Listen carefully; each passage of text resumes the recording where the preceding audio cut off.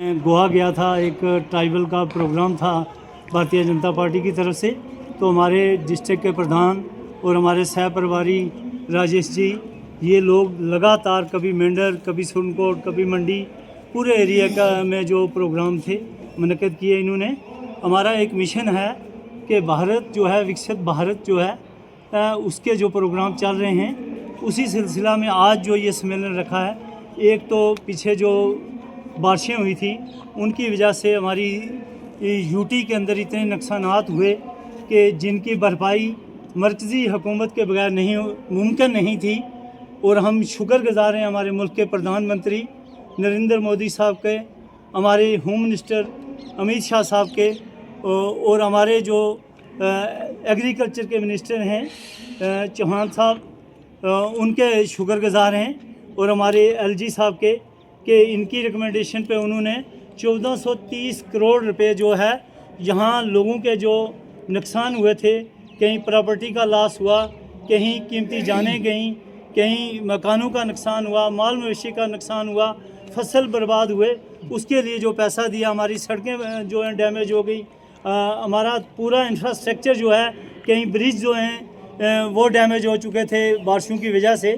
तो उसको असर नो तामीर के लिए 1430 करोड़ रुपया जो भारत की सरकार ने दिया है रियासत जम्मू कश्मीर यूटी की हुकूमत को, उसके लिए हम उनके शुक्रगुज़ार भी हैं।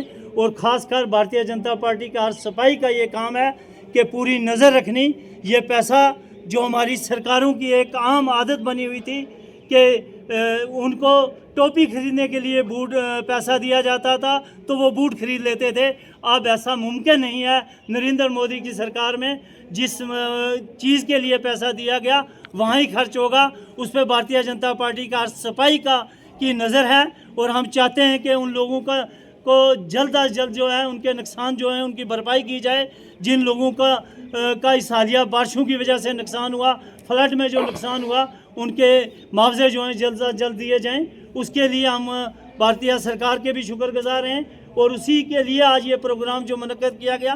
दूसरे एक बहुत बड़ा फ़ैसला लिया हमारी सेंटर की गवर्नमेंट ने कि जो एमजी निरगा था, पिछले 20-25 साल से एमजी निरगा चल रहा था, 100 दिन की जो गारंटी दी थी रोज़गार की, तो आज ये हालत हो चुकी है। क्योंकि मैं उस सिस्टम का एक हिस्सा हूँ तो मुझे पूरा पता है। आज 10 दिन या 15 दिन से ज़्यादा किसी को रोज़गार नहीं मिलता। अगर आप पिछले 1 साल का भी हिसाब लेंगे, आप जाके देखें कि उस बेनिफिशरी को 20 दिन से ज़्यादा रोज़गार नहीं मिल रहा था। इसमें इस निरगा के अंदर इतनी परेशानियां आ चुकी थी, इसके अंदर इतने लूप होल हो चुके थे कि जिसकी वजह से वो पैसा जो है आम गरीब तक नहीं पहुंचता था। उसके लिए हमारी सरकार ने एक नई स्कीम लॉन्च की जो पार्लियामेंट में पास हुई, जिसको विकसित भारत गारंटी फॉर रोज़गार एंड आजीविका मिशन ग्रामीण के तौर पे। अब इसको वो किस तरह इस स्कीम को किस तरह वो आगे ले जाते हैं। कभी कहते हैं जी राम जी, कभी कुछ कहते हैं ना। ये महात्मा गांधी के नाम से थी शुरू में। जब 2005 में ये स्कीम आई थी, मैं सरपंच था उस वक़्त, सिर्फ ये एमजी निरगा जो थी महात्मा गांधी के नहीं, सिर्फ निरगा के नाम पर थी। तो आस्ता आस्ता इन्होंने एमजी ने महात्मा गांधी को वो जोड़ दिया। महात्मा गांधी की शख्सियत से किसी को एतराज़ नहीं है, लेकिन महात्मा गांधी सिर्फ कोई नहीं का कांग्रेसी वाले नहीं मानते या नेशनल कॉन्फ्रेंस वाले नहीं मानते। सब दुनिया, हिंदुस्तान का हर वासी महात्मा गांधी की उन कुर्बानियों को जानता है और मानता है। लेकिन आज इस स्कीम में इतनी खला पैदा हो चुकी थी जो उस गरीब तक वो गारंटी रोज़गार की नहीं मिल सकती थी। अब इसके लिए 100 दिन के बजाय 125 दिन का रोज़गार जो है इस स्कीम में एक आम आदमी को मिलेगा, उसके घर तक रोज़गार पहुंचेगा। इसके लिए ये मिशन जो है मिशन के तौर पे काम करेगी ये स्कीम। तो इसके लिए एक प्रोपेगेंडा पूरे हिंदुस्तान के अंदर फैलाया हुआ है। मुझे आज तक एक चीज़ की समझ नहीं आई। यहाँ दफ़ा 370 टूट गया, 35 ख़त्म हुआ, और उसके बाद भी नेशनल कॉन्फ्रेंस वाले आए, उन्होंने कहा जनाब हम इसको वापस लाएंगे। अरे जो पार्लियामेंट के अंदर एक चीज़ पास हो चुकी है तो आप किस कैपेसिटी में वापस लाएंगे?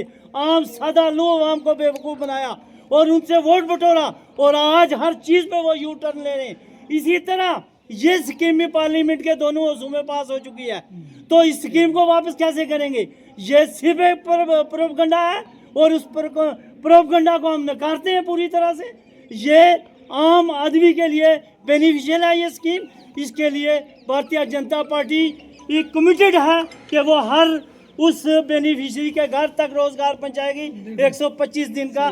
उसके लिए आज ये दोनों प्रोग्राम रखे गए थे। बाकी जहाँ तक हमारी हुकूमत की बात है, मौजूदा हुकूमत इस 16-17 महीने के अंदर एक भी ऐसा वादा नहीं जो इन लोगों ने वादा किया और वो वादा वफा कर सके, वो पूरी तरह फेल हो चुके हैं। मैं तफसील से नीचे बात करूँगा। हाँ, इस मौका पे एक आज हम ज़रूर अपनी एलजी सरकार से भी और हमारी यूटी की सरकार से भी, उमर अब्दुल्ला चीफ मिनिस्टर से एक बात कहेंगे कि खिताए पीर पंजाल जिसने आपको 7 सीटें दी हैं, आपकी अगर हुकूमत खड़ी है तो खिताब पीर पंजाल की वजह से खड़ी है। और मैं उन नुमाइंदों से भी कहूँगा, हमारे ऑनरेबल एमएलए साहिबान, कि आज तक आपने रजौरी पुंछ की बात नहीं की। आप रजौरी पुंछ की बात करें। अगर कोई खिता सबसे पिछड़ा हुआ खिता है तो वो रजौरी पुंछ है। आज अगर नेशनल लॉ यूनिवर्सिटी की बात चल रही है तो जम्मू वाले अलग खींच रहे हैं, कश्मीर वाले अलग खींच रहे हैं। सबसे अगर कोई ज़्यादा मुस्तहिक हकदार है इसका तो वो खिताए पीर पंजाल है। हम चाहते हैं कि पुंछ के अंदर वो नेशनल लॉ यूनिवर्सिटी कायम होनी चाहिए। इसके लिए हमारे वो ऑनरेबल एमएलए साहिबान से भी मेरी गुजारिश है कि आप खड़े रहें, आपके साथ रजौरी पुंछ की आवाम खड़ी रहेगी। इस हक को लेने के लिए हम पार्टी पॉलिटिक्स से ऊपर उठ के रजौरी पुंछ की आवाज़ बन के इसके लिए लड़ाई लड़ेंगे। दूसरा, हमारे मेडिकल कॉलेज का मसला था।